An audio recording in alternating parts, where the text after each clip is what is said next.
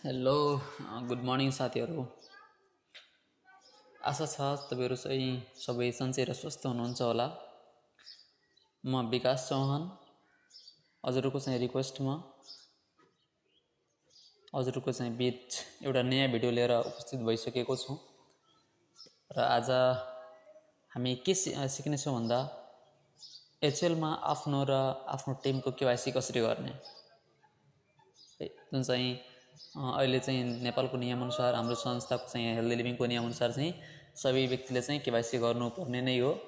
यदि कोही व्यक्तिले चाहिँ केवाइसी गर्नुभएको छैन भने आफूले जोइन भएको 35 दिनभित्र यदि कुनै पनि व्यक्तिले चाहिँ जोइनिङ गर्नु आफ्नो केवाइसी गर्नुभएको छैन भने उहाँको चाहिँ आइडी टर्मिनेट हुनसक्छ। र पुरानो व्यक्तिले पनि चाहिँ अहिले जुन चाहिँ कम्पनीले हाम्रो नोटिस दिएको छ कि 30 दिनभित्र चाहिँ केवाइसी गर्नुपर्ने पुरानो व्यक्तिले, र केवाइसी गरिसकेपछि आफ्नो चाहिँ आइडीमा चाहिँ सामान खरिद गर्नुपर्ने, आफ्नो आइडीले ग्रिन गराउनु पर्ने छ। त्यसैको चाहिँ विषयवस्तुसँग सम्बन्धित रहेर चाहिँ यो हामीले चाहिँ एउटा भिडियो बनाएको छौँ। र बिना ढिलो गरिकन हामी यस भिडियोलाई सुरु गर्नेछौँ। सबभन्दा पहिला केवाइसी गर्नुभन्दा पहिला चाहिँ हामीले हेल्दी लिभिङ एप आफ्नो मोबाइलमा चाहिँ डाउनलोड गरेकै हुनुपर्छ।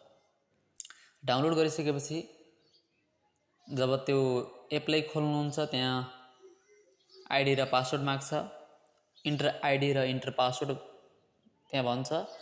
हजुरको मोबाइल एसएमएसमा एचएल नेपालको नामबाट जुन आइडी र पासवर्ड आएको छ त्यो आइडी र पासवर्ड हामीले चाहिँ हेल्दी लिभिङ एपमा हालिसकेपछि यसरी खुल्छ।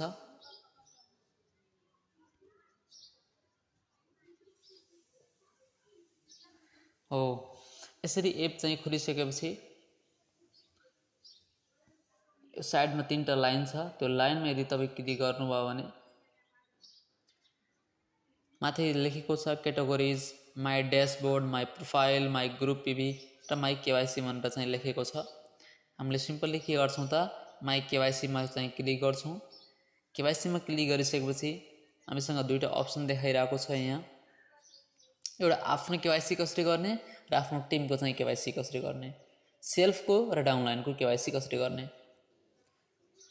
यदि आफ्नो चाहिँ केवाइसी गर्न छ भने हामीले एप खोलिसकेपछि आइडी र नाम हामीले हाल्नु पर्दैन, अलरेडी त्यहाँ देखेकै हुन्छ। जस्तै चाहिँ मेरो यहाँ देखिरहेको छ। त्यस्तै अब हामी केबाट चाहिँ केवाइसी गर्न खोजिरहेको छौँ त पासपोर्टबाट केवाइसी गर्न खोजिरहेको छौँ भने यहाँ पासपोर्टको अप्सन दिएको छ, त्यसमा हामीले क्लिक गर्ने। यदि लाइसेन्स ड्राइभिङ लाइसेन्सबाट हामी केवाइसी गर्न खोजिरहेको छौँ भने हामी ड्राइभिङ लाइसेन्समा क्लिक गर्ने। यदि हामी चाहिँ मतदान पत्र जुन छ हामी त्यसबाट चाहिँ केवाइसी गर्न खोजिरहेको छौँ भने भोटर आइडीमा क्लिक गर्ने हामीले। र यदि हामी नागरिकताबाट चाहिँ केवाइसी गर्न खोजिरहेको छौँ भने यहाँ सिटिजनसिपको अप्सन देखिरहेको छ। ल म उदाहरणको लागि यहाँ सिटिजनसिपबाट चाहिँ केवाइसी गर्न खोजेँ। ल सिटिजनसिपमा म क्लिक गरेँ। सिटिजनसिपमा क्लिक गरिसकेपछि यहाँ तल देखिरहेको छ होला सिटिजनसिप नम्बर भन्ने, है सिटिजनसिप नम्बर भन्ने देखिरहेको छ होला। हामीले के गर्छौँ त यहाँ सिटिजनसिप नम्बर हाल्छौँ। यदि हामी आफ्नो चाहिँ केवाइसी गर्न खोजिरहेको छौँ भने आफ्नो हामीले सिटिजनसिप नम्बर हाल्छौँ। अब तपाईँको जे नागरिकता नम्बर है अगाडि पनि हुन्छ नेपाली भाषामा र चाहिँ पछाडिपट्टि नागरिकताको हुन्छ त्यहाँ अङ्ग्रेजी भाषामा हुन्छ। र जसरी त्यहाँ दिएको छ जस्तै चाहिँ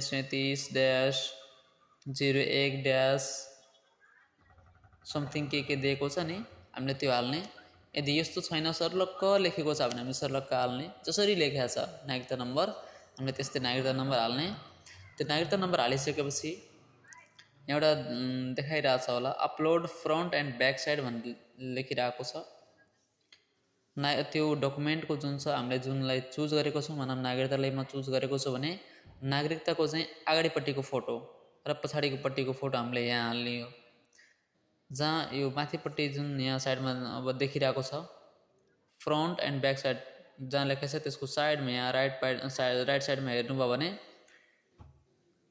दायाँपट्टि यहाँ के लेखेको छ त के देखाएको छ क्यामेरा।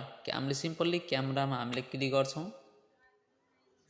क्यामेरामा क्लिक गरिसकेपछि एउटा टेक फोटोको अप्सन आइरहेको छ, चुज फ्रम लाइब्रेरीको अप्सन आइरहेको छ।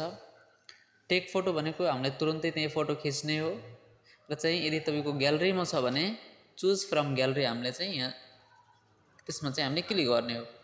मेरो फोटो चाहिँ मानौँ ग्यालेरीमा छ भने म चुज फ्रम ग्यालेरीमा क्लिक गर्छु सिम्पल्ली। ग्यालेरीबाट म चाहिँ के गर्छु त म चुज गर्छु। ग्यालेरीबाट चुज गरिसकेपछि हो यसरी मानौँ चाहिँ अगाडिपट्टिको फोटो म चाहिँ यहाँ क्लिक गरेँ। पछाडिपट्टिको पनि फोटो मैले चाहिँ हाल्न छ। म फेरि त्यही क्यामेरामा है त्यही क्यामेरामा जुन ठाउँमा पहिला क्लिक गर्नु भएको थियो त्यही क्यामेरामा चाहिँ फेरि क्लिक गर्ने। फेरि पछाडिपट्टिको फोटो हामीले क्लिक गरेर त्यहाँ हालिदिने।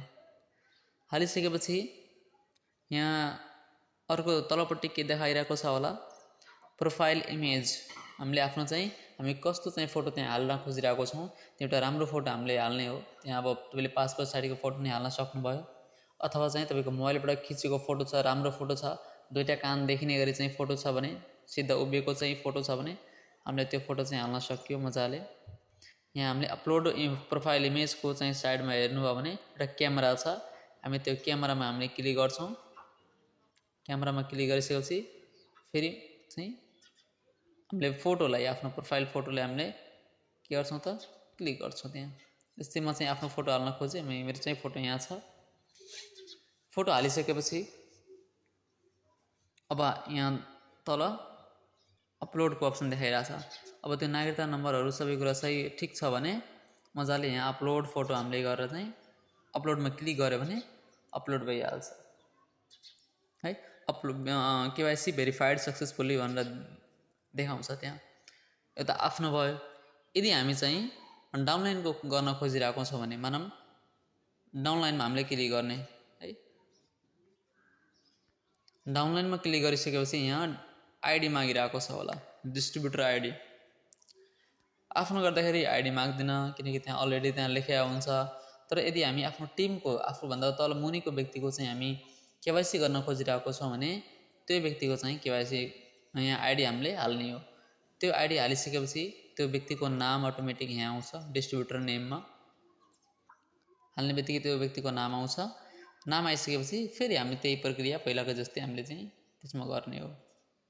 सिटिजनसिपमा चाहिँ क्लिक गर्नु होला अथवा जेबाट तपाईँ केवाइसी गर्न खोज्नु भएको छ त्यसको चाहिँ त्यसमा चाहिँ यहाँ अप्सन छ त्यो देखाइरहेछ त्यसमा क्लिक गर्नु होला। लाइसेन्सबाट पासपोर्टबाट भोटर आइडीबाट नागरिकताबाट हालिसकेपछि अब तपाईँ यदि ड्राइभिङ लाइसेन्सबाट केवाइसी गर्न खोज्नु भएको छ भने ड्राइभिङ लाइसेन्सको नम्बर हामीले हाल्ने।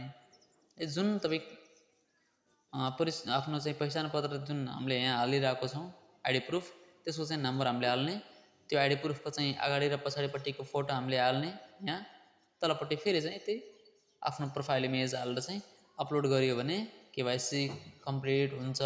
यदि केवाइसी पहिल्यैदेखि नै भएको छ भने त्यसले देखाउँछ केवाइसी अलरेडी अपलोडेड भनेर देखाउँछ है। र तपाईँहरू चाहिँ आजको भिडियो हेर्नुभयो र के कस्तो लाग्यो त्यसले कमेन्ट गर्न नबिर्स्नु होला। र यो च्यानललाई चाहिँ लाइक सेयर अनि सब्सक्राइब पनि गर्नु होला ताकि चाहिँ जुनसुकै भिडियो हामीले हाल्दाखेरि अपडेट आएको हुन्छ कम्पनीको तर्फबाट त्यो चाहिँ अपडेटले हामीले तपाईँहरूको समक्ष सजिलै र सबैभन्दा पहिला चाहिँ पुर्याउन खोज्छौँ। त्यसको लागि चाहिँ यदि सब्सक्राइब गर्नुभएको छ भने बेल आइकनमा क्लिक गर्नुभएको छ भने त्यसको नोटिफिकेसन तपाईँले चाहिँ सबैभन्दा पहिला नै जान्छ र त्यो अपडेट थाहा पाएर चाहिँ तपाईँले आफ्नो बिजनेसलाई अझै ग्रो गर्न सक्नुहुन्छ। Thank you.